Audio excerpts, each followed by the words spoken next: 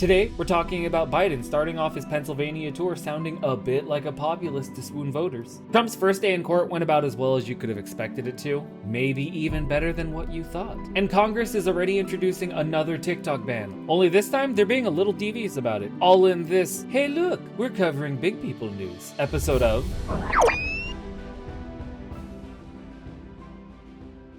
What's up, Internet? But before we begin, don't forget to hit that subscribe button so you never miss a news update. And join us on this crazy attempt at this thing we call YouTube. Now, let's just jump right into it.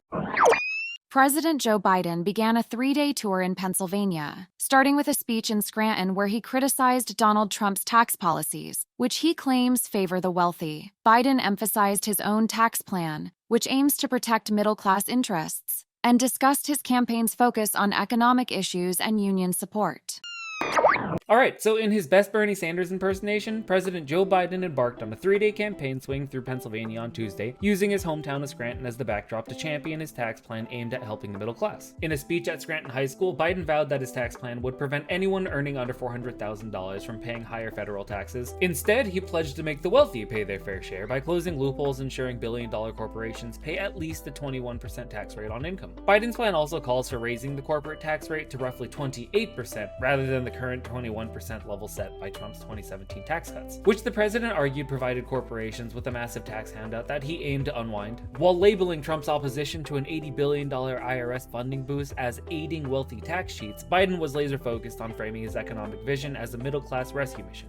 Last week, Biden's $6.9 trillion budget proposal for fiscal year 2024 took aim at America's ultra-rich through a series of ambitious tax reforms. The centerpiece is a new 25% minimum tax on all wealth exceeding $100 million, estimated to affect just the wealthiest 0.01% of Americans. However, Biden's plan doesn't stop there. He also seeks to eliminate preferential treatment for income derived from investments, equalizing tax rates on capital gains and ordinary income for those earning over $1 million annually. Also, there's talk of an unrealized capital gains tax that would further chip away at the advantages enjoyed by the ultra-wealthy, whose fortunes often come from appreciating assets rather than a paycheck, at least theoretically. I also understand that this could greatly affect those in the lower classes attempting to use different assets to get ahead, but at least for right now, it's kind of a starting point. Corporate America also faces scrutiny under the budget proposal, which quadruples the stock buyback tax from 1% to 4%, while raising the corporate tax rates from roughly 21% to about 28%. Multinational firms would also face higher taxes on foreign profits to discourage offshore. Progressive advocates are applauding the measures as overdue steps to address the rampant wealth inequality,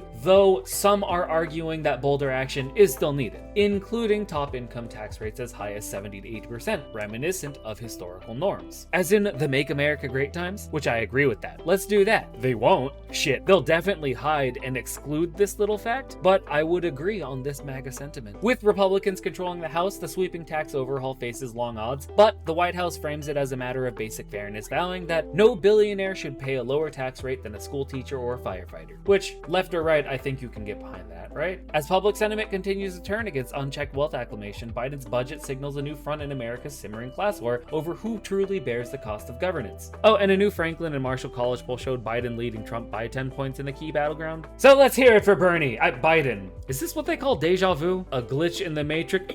My God, are you telling me that Tate has been right this whole time? The first day of former President Donald Trump's historic criminal trial has concluded in a Manhattan courtroom, marked by controversy over his alleged inattentiveness. Reports from the New York Times journalist Maggie Haberman suggest Trump appeared to doze off multiple times during the proceedings. Yeah, this adds up. So, reports that former President Donald Trump appearing to doze off several times as his criminal trial kicked off on Monday have flooded the media. Haberman?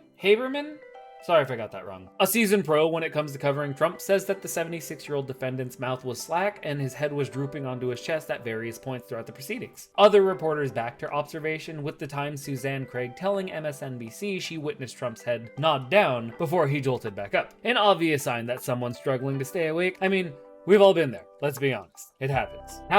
ever. Trump's campaign swiftly pushed back, slamming the claims as 100% fake news from journalists who weren't even present in the courtroom. This sets up a clash over who's telling the truth, as cameras are barred from the trial under New York court rules, leaving the public to rely solely on accounts from a handful of reporters granted access. The lack of video evidence means that there will be no definitive proof either way about the alleged courtroom catnaps. The only visuals will come from a sketch artist tasked with depicting the scene. And with reporters relegated to an overflow room streaming video, coverage is destined to be filtered through the partisan lenses of whichever media outlets the public chooses to consume. It's a fragmented landscape in where Trump's reality distortion field can thrive. The high-stakes trial of the former president is shaping up to be a pivotal moment in American history, but without cameras to provide a shared set of facts, the nation risks being trapped in separate narratives about what actually unfolded as things took place behind closed doors. The credibility of journalists will be crucial to cut through the noise, but sadly in our current media environment, satirical commentary from late-night comedians is emerging as that vital voice of reason and clarity around major events like Trump's historical criminal trial. Their takes often provide more common sense than conventional coverage. Jon Stewart exemplified this on Monday's episode, bashing on a scene of Donald Trump appearing to nod off during his own trials. Stewart joked, "Imagine committing so many crimes you got bored at your own trial."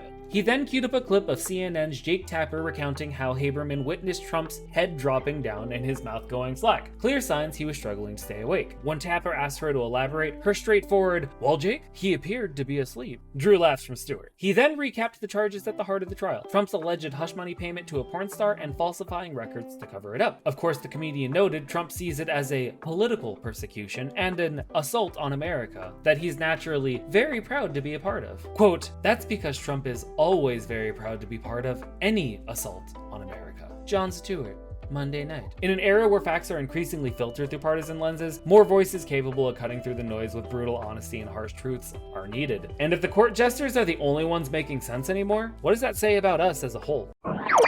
Another attempt to ban TikTok is in play, even as the Senate has yet to vote on a prior standalone TikTok ban. This new effort includes the ban within a broader legislative package, potentially increasing the likelihood of Senate consideration. That's right, a sneaky new effort is underway to ban TikTok, and this time it could be harder for the Senate to just brush aside. That would be because this time the new proposed ban is tucked into a package of 4 separate bills addressing Democratic foreign aid priorities. I'm sure you remember last month, the House passed a standalone TikTok ban with strong bipartisan backing. But the Senate hasn't taken that up yet, so this new approach is we'll say for a lack of a better word, interesting twist. 3 of the 4 bills reportedly contain aid to Ukraine, Israel, and Taiwan, key allies the US is looking to support amid global tensions. But sources say that the 4th bill in the package targets TikTok specifically with the proposed ban on the app. By bundling the TikTok measure with foreign aid that many senators from both parties want to approve, the strategy could make it tougher for the Senate to ignore or reject the crackdown altogether this time around. Bundling bills that have little or no relation to each other is a common practice among lawmakers referred to as a poison pill strategy. The tactic involves combining multiple legislative items into one bill, some of which may be controversial or unpopular, to compel members to vote for the entire package to ensure the passage of certain components they support. For example, back in 2018, Florida passed Amendment 9, which banned offshore oil and gas drilling, but also banned vaping in enclosed indoor workplaces. Which, no matter how you feel about either of those things, they absolutely have nothing to do with each other. Just saying. Anyways, this can place lawmakers in a difficult position, as they have to accept parts of a bill that they disagree with in order to advance the priorities they deem essential. The use of said strategy can lead to the passage of things that might not succeed on its own merits due to its controversial nature. Whether this works or not remains to be seen, and as of recording, there isn't really much information out there about this yet, but it's clearly an escalation in their efforts to rein in the app. And on that piece of, see look, they are good at getting things done. It's just bullshit how choosy they are at it. News, we're gonna call it. If you like what you saw, do all the things. Like, subscribe, blah, blah, blah, blah. Let YouTube know, spread the word. And, I'll see you on Friday.